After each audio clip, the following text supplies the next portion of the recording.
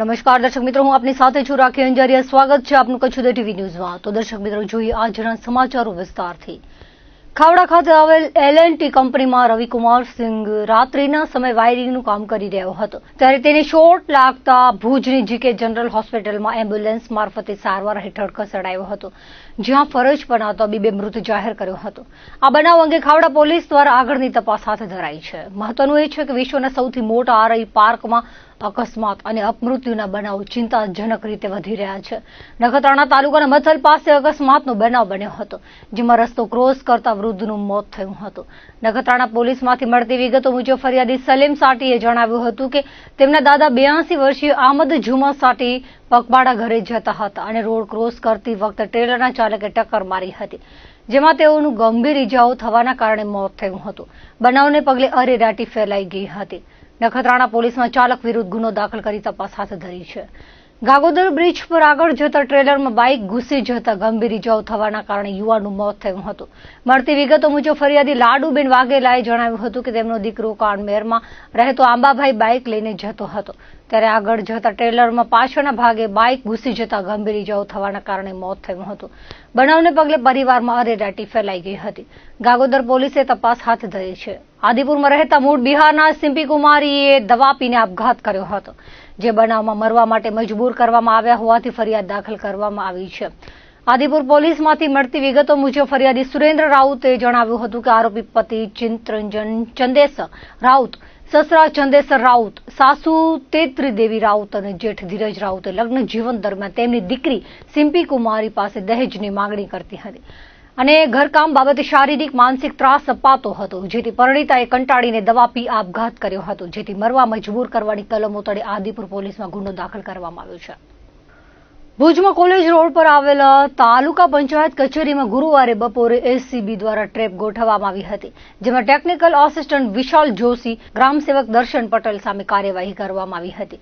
મળતી માહિતી મુજબ ફરિયાદીએ પ્રધાનમંત્રી આવાસ યોજના હેઠળ પોતાની તેમજ તેના સંબંધીઓની મકાન બનાવવા સારું મળવાપાત્ર સહાયની અરજી ભુજ તાલુકા પંચાયત કચેરી ખાતે કરી હતી. જે અરજી સહાય બાબતે ફરિયાદીએ આરોપી વિશાલ જોશીને રૂબરૂ મળતા તેઓએ આ સહાય માટે ટેકનિકલ કાર્યવાહી કરી આપવા માટે 40,000 લાંચની માંગ કરી હતી, જે માટે આરોપી દર્શન પટેલને મળી આ લાંચની રકમ આપી દેવા જણાવ્યું હતું. ફરિયાદી આ રકમ આપવા માંગતા ન હોવાથી તેઓએ ભુજ SCBનો સંપર્ક કર્યો હતો.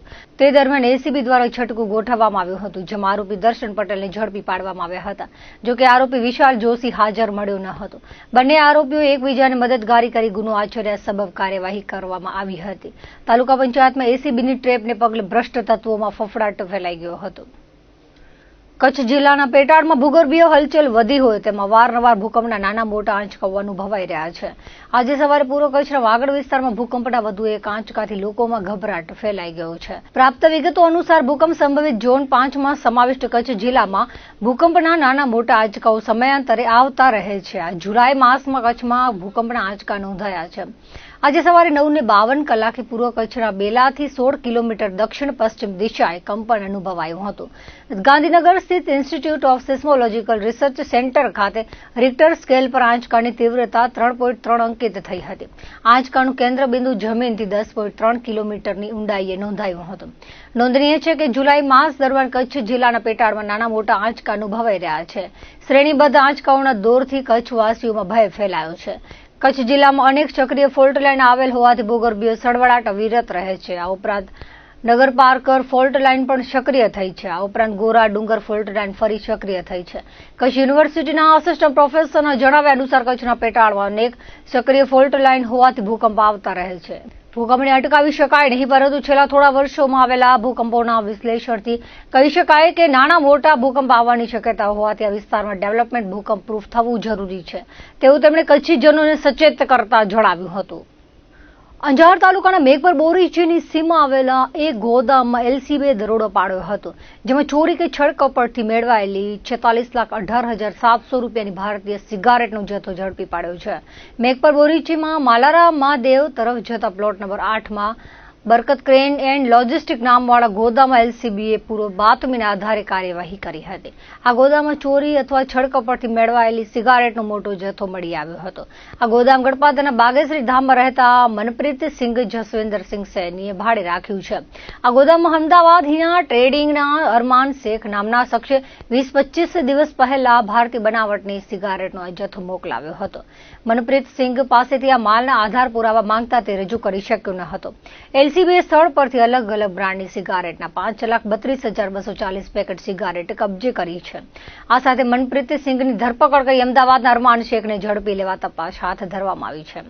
આગળની કાર્યવાહી મુદ્દામાલ અને આરોપીને અંજાર પોલીસને હવાલે કરવામાં આવ્યા હતા. મોટા પ્રમાણમાં સિગારેટ ઝડપાતા ચર્ચાઓ તેજ બની છે. રાપર તાલુકામાં પીજીવીસીએલની 10 ટીમો ઉતારવામાં આવી હતી. ટીમો દ્વારા 401 કનેક્શન ચેક કરવામાં આવ્યા હતા, જેમાંથી 16માં ગેરરીતિ સામે આવતા 30 લાખનો દંડ ફટકારવામાં આવ્યો હતો. રાપર તાલુકાના ગ્રામ્ય વિસ્તારોમાં રાપર પીજીવીસીએલ વીજ કચેરી હેઠળના વિસ્તારમાં પીજીવીસીએલના મુખ્ય ઇજનેર, ભચાઉના કાર્યપાલક ઇજનેરના માર્ગદર્શનમાં 10 ટીમો ઉતારવામાં આવી હતી. ચુસ્ત પોલીસ બંદોબસ્ત હેઠળ પીજીવીસીએલના અધિકારીઓ દ્વારા 401 કોમર્શિયલ અને રહેણાંકના વીજ જોડાણોની તપાસ કરવામાં આવી હતી, જેમાં 16 જોડાણોમાં ગેરરીતિ સામે આવતા 30 લાખની વીજ ચોરી પકડાઈ હતી. પીજીવીસીએલ દ્વારા દંડની કાર્યવાહી કરવા માટે તજવીજ હાથ ધરવામાં આવી હતી. ભુજના સ્ટેશન રોડ પર રાતરાણી હોટલ પાસે આવેલી બંદુકિયા શેરીમાં એસ્ટ્રોકેર નામની જ્યોતિષની ઓફિસમાંથી 3,50,000 રોકડા ચોરાઈ ગયા હતા. મળતી વિગતો મુજબ ફરિયાદી જ્યોતિષ 72 વર્ષીય અરવિંદ જોબનપુત્રાએ જણાવ્યું હતું કે જ્યોતિષના કામ પેટે છેલ્લા 6 મહિના દરમિયાન આવેલ ફીની રકમ ઓફિસના કબાટની અંદર રાખી હતી. તે ઓફિસનો દરવાજો બંધ કરી શરાફ બજારમાં રુદ્રાક્ષની માળા આપવા માટે ગયા હતા. ત્યારે પરત ફરતા ઓફિસનો દરવાજો ખુલ્લો હતો. ઓફિસના ખાનામાં સામાન વેર વિખેર હતો અને તાળું તૂટેલું જોડાયું હતું. કોઈ ચોર ઇસમ દ્વારા 1 કલાકના સમયગાળામાં 3,50,000 રોકડની ચોરી કરવામાં આવી હતી, જે બાબતે એ ડિવિઝન પોલીસમાં ગુનો દાખલ કરવામાં આવ્યો હતો. ધોળા દિવસે જ્યોતિષની ઓફિસમાં ચોરી થતા ચર્ચા તેજ બની છે. કરોડોના ખર્ચે ભીમાસર ધર્મશાળા નેશનલ હાઈવે બની રહ્યો છે, જેમાં ભીમાસરથી શેખપીર સુધી કામ પૂર્ણ થયા બાદ નળ સર્કલથી નાગોર વિસ્તારમાં કામગીરી ચાલી રહી છે. આ માટે સુરલપેટ પાસે ઓવરબ્રિજ બનાવવામાં આવ્યો છે, જેનું કામ પૂર્ણ થતા હાલમાં વાહનો દોડી રહ્યા છે. જોકે આ રસ્તામાં અત્યારથી જ કાંકરીઓ ખરવા લાગી છે અને આજે સવારે 2 ટ્રેલર ધડાકાભેર અથડાયા હતા, જેમાં ચાલકને બહાર કાઢવા માટે રેસ્ક્યુ ઓપરેશન કરવામાં આવ્યું હતું.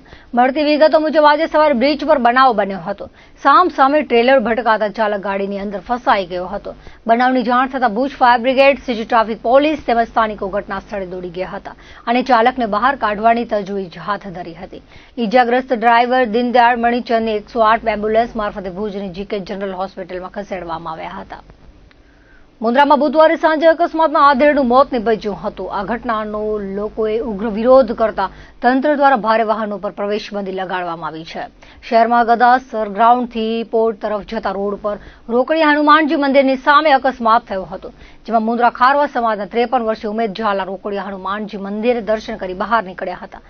ત્યારે હાઇડ્રો વાહનના ચાલકે પૂર ઝડપે આવી ઉમેદને ટક્કર મારી હતી, જેમાં ગંભીર ઇજાઓના કારણે સ્થળ પર જ મોત થયું હતું. આ બનાવને પગલે લોકોમાં ભારે આક્રોશ ફેલાઈ ગયો છે. આ જૂના બંદર રોડ પર મંદિરો, સ્કૂલો, રહેણાંક વિસ્તારો આવેલા છે. અહીં વારંવાર ભારે વાહનોની અવરજવર બંધ કરવા માટે લોકો દ્વારા રજૂઆત કરવામાં આવી હતી. બનાવના કલાક પછી સમગ્ર ખારવા સમાધિ સાથે મુન્દ્રાના જાગૃત નાગરિકો મોટી સંખ્યામાં મહિલા રોડ પર બેસી ગયા હતા અને આ રોડ પરથી ભારે વાહનોની અવરજવર બંધ કરવામાં આવે તેવી માંગ કરી હતી. મહિલાઓ દ્વારા રામધૂન બોલાવવામાં આવી હતી. ટ્રાફિકથી ધમધમતો રોડ બંધ થતા કિલોમીટરો સુધી વાહનોના થપ્પા લાગ્યા હતા. મુન્દ્રા ખારવા સમાજના પ્રમુખ રાજેશ કષ્ટાએ જણાવ્યું હતું કે શાસ્ત્રી મેદાન ખાનગી કંપની તરફ જતા વાહનો અને રૂટ પરથી પસાર થાય તેવી લેખિતમાં ખાતરી મળે પછી જ ચક્કાજામ દૂર કરવામાં આવશે. મુન્દ્રા નગરપાલિકાના પ્રમુખ રચનાબેન જોશી પણ સ્થળ પર પહોંચ્યા હતા અને શહેરીજનો સાથે રહી ભારે વાહનોની અવરજવર બંધ કરવાની દિશામાં ભાર મૂક્યો હતો. મુન્દ્રાના PI RJ Thammar, Pragpar PI DD Simpi સહિતના સ્થળ પર પહોંચ્યા હતા. સમજાવટના પ્રયાસો કર્યા હતા, પરંતુ લોકોએ લડત યથાવત રાખી હતી. અંતે રાત્રે મુન્દ્રા પ્રાંત કચેરીના શિરસ્તેદાર હરપાલસિંહ જાડેજા સ્થળ પર પ્રાંત અધિકારીનો લેટર લઈને આવ્યા હતા, જેમાં પ્રાંત અધિકારીએ જણાવ્યું હતું કે શાસ્ત્રી મેદાનથી 24 નંબર રેલવે ફાટક સુધીના રસ્તા પર બેરિકેડ મૂકી ભારે વાહનોની અવરજવર બંધ કરવામાં આવશે. આ માટે વૈકલ્પિક રસ્તાનું જાહેરનામું બહાર પાડવામાં આવશે. લેખિતમાં ખાતરી મળ્યા બાદ રસ્તો ખુલ્લો કરાવાયો હતો. દરમિયાન અકસ્માતના બનાવ બાબતે ખારવા ચોકમાં રહેતા વિવેકે મુન્દ્રા પોલીસમાં ફરિયાદ નોંધાવી હતી. અકસ્માત બાદ ચાલક ભાગવા જતા લોકોએ પીછો કર્યો હતો. બાદમાં પોલીસે તેને ઝડપી લીધો હતો. બનાવના સીસીટીવી પર વાયરલ થયા છે. આ બનાવથી પરિવારની સાથે સમગ્ર મુન્દ્રા પંથકમાં શોક સાથે અરેરાટી ફેલાઈ ગઈ હતી. બુધવારે લોકોના વિરોધ બાદ રાત્રે પ્રાંત અધિકારી દ્વારા આપવામાં આવેલી ખાતરીનું અમલીકરણ શરૂ થયું છે. ગુરુવારે સવારે આ માર્ગ પર પોલીસ દ્વારા બેરિકેડ લગાવવામાં આવ્યા હતા. સાથે પોલીસ બંદોબસ્ત પણ ગોઠવી દેવામાં આવ્યો છે. જ્યારે વિરોધ થાય ત્યારે કાર્યવાહી થાય છે. આ અમલવારી કાયમી રહે તેવી લોકો દ્વારા માંગ કરવામાં આવી હતી. સર્વપ્રથમ તો આજે જે ઘટના બની છે એ ખૂબ જ દુઃખદ ઘટના છે. ભગવાન એમના આત્માને શાંતિ આપે. પરમ કૃપાળુ મહાદેવના શરણે ગયેલા ભાઈશ્રીનું ખૂબ હૃદયથી એમને શ્રદ્ધાંજલિ આપું છું. સાથે દુઃખ પણ એટલું જ છે, કારણ કે આ મુન્દ્રાના વ્યક્તિનું છે એ અમારો પોતાનો વ્યક્તિ કહેવાય. એ ભાવથી અમને ખૂબ દુઃખ થયું છે. ત્યારે આજે એના માટે થઈ અને અહીંયા જે ભારે વાહનો સિટીની અંદરથી ચાલતા હતા એના માટે તાત્કાલિક આ પ્રશ્નને સોલ્યુશન લાવવા માટે કચ્છ જિલ્લા ભાજપના અધ્યક્ષ શ્રી દેવજીભાઈ વચ્ચન, ધારાસભ્ય શ્રી આ વિસ્તારના અમારા અનિરુદ્ધભાઈ દવે, જેમણે તરત જ તંત્ર સાથે વાત કરી અને તંત્રએ ખૂબ જ ત્વરિત નિર્ણય આપી અને એક સારામાં સારું જેને કહેવાય કે 10 થી 15 મિનિટમાં એ નિર્ણય આપી દીધો છે કે ભાઈ ભારે વાહનો અહીંયાથી ક્યાંય પણ સિટીની અંદરથી નહીં નીકળે અને તંત્રને જ્યાં પણ સહયોગી રહેવાનું છે ત્યાં નગરપાલિકા એમના સાથે રહીને તરત જ કાલ પરમ દિવસથી અહીંથી ગટર લગાવવાની જે વાત થઈ છે એમાં પણ નગરપાલિકા તંત્ર સાથે સહયોગી રહેશે. અને ફરી એકવાર આજની દુઃખદ ઘટના માટે ખૂબ જ દુઃખની લાગણી વ્યક્ત કરું છું અને ખારવા સમાજના પ્રમુખ શ્રી રાજુભાઈ પાસે એ જ વાત કરી છે કે ભાઈ આ સમાજનો નહીં પણ આપણા આખા મુન્દ્રા બારોઈ આ આખા મુન્દ્રાનો પ્રશ્ન છે, એમાં આપણે બધા સાથે મળીને આજે જે વાત કરી છે એના માટે આ નિર્ણય આવ્યો છે. ત્યારે તંત્રનો બધાનો આભાર વ્યક્ત કરી અને મારી વાણીને વિરામ આપું છું. 1 ઓગસ્ટના વિખ્યાત ફિલ્મ અભિનેતા સુપરસ્ટાર આમિર ખાન કચ્છની મુલાકાત લેશે, જ્યાં તેઓ પોતાની નવી ફિલ્મ સિતારે ઝમીન પરના પ્રમોશન માટે લોકો સાથે સીધો સંવાદ કરશે. આમિર ખાન અભિનીત સિતારે જમીન પર ફિલ્મ થિયેટરમાં અગાઉ જ રિલીઝ થઈ ચૂકી છે. આ ફિલ્મ કોઈ પણ ઓટીટી પ્લેટફોર્મ પર નથી, પરંતુ આ ફિલ્મને આમિર ખાનની યુટ્યુબ ચેનલ પર લોકો માટે મૂકવામાં આવી છે. તેથી દુનિયાના દરેક દર્શકો યુટ્યુબના માધ્યમથી આ ફિલ્મનો આનંદ માણી શકશે. સિતારે ઝમીન પર ફિલ્મમાં આમિર ખાન અને જેનેલિયા દેશમુખ મુખ્ય ભૂમિકામાં છે. સાથે જ તેમાં 10 એવા કલાકારોને પણ સ્થાન અપાયું છે જેમને ઇન્ટેલેક્ચ્યુઅલ ડિસેબિલિટી છે. ફિલ્મે અત્યાર સુધીમાં 250 કરોડથી વધુનો બોક્સ ઓફિસ કલેક્શન કર્યો છે. અત્રે નોંધનીય છે કે આમિર ખાન પ્રોડક્શનની ફિલ્મ લગાનનું શૂટિંગ કચ્છના કુનરિયામાં થયું હતું. આ ફિલ્મને ઓસ્કારમાં નોમિનેશન પણ મળ્યું હતું. આ ફિલ્મના શૂટિંગ સમયથી જ કચ્છ સાથે આમિર ખાનનો ગાઢ સંબંધ રહ્યો છે. ફિલ્મના ભુજમાં પ્રીમિયર વખતે પણ તેઓ હાજર રહ્યા હતા. આ ઉપરાંત વિનાશક ભૂકંપ બાદ પણ તેમણે કચ્છની મુલાકાત લીધી હતી. તાજેતરમાં તેમના ગાઢ મિત્ર કોટાયના મહાવીર ચારનું નિધન થયા બાદ તેમના પરિવારજનોને સાંત્વના આપવા તેઓ ખાસ કચ્છ આવ્યા હતા. ભારતીય કિસાન સંઘ દ્વારા તાલુકા મથકોએ મામલતદારને આવેદનપત્ર પાઠવી ખેડૂતોને તાકીદે પૂરતું રાસાયણિક ખાતર પૂરું પાડવા રજૂઆત કરી હતી. ભુજ અને નખત્રાણા ખાતે આવેદનપત્રમાં જણાવાયું હતું કે આ પંથકમાં ખરીફ પાકનું પુષ્કળ વાવેતર થયું છે.